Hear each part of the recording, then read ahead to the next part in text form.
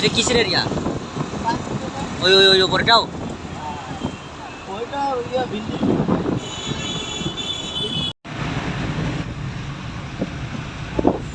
Wonderful feelings ইয়ার।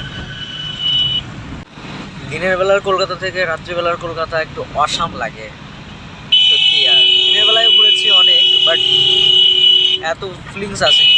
কিন্তু সন্ধ্যার টাইমে বা সন্ধ্যার পরে একটু আলো টাইপের থাকে, আর ওটা প্রচুর চমকালো এবং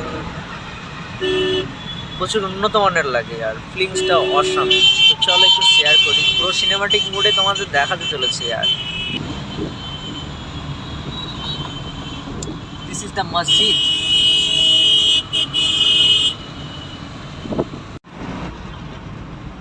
Awesome feelings. So guys, I have enjoyed it. I hope you all guys enjoy it.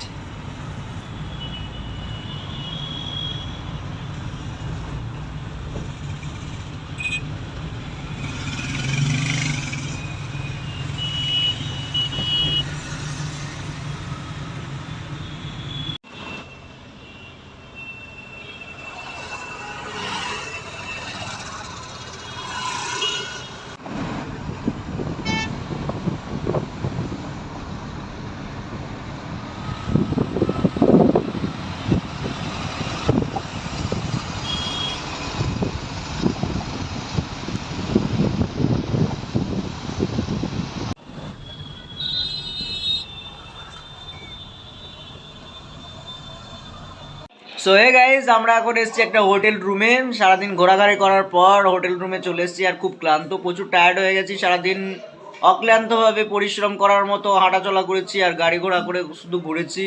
বিভিন্ন জায়গায় ঘুরেছি, যেমন জুতে ঘুরেছি, আর আমার পার্সোনাল কিছু কাজ ছিল, তার জন্যে আরও বিশেষত আসা, সেই কাজগুলো করেছি। কালকেও দেখবে তোমরা বিভিন্ন ধরনের জায়গায় যাব, বিভিন্ন বড় বড় জায়গাগুলোয় যাব। আর এখন আমি চান করব, তা চলো চান করা যাক।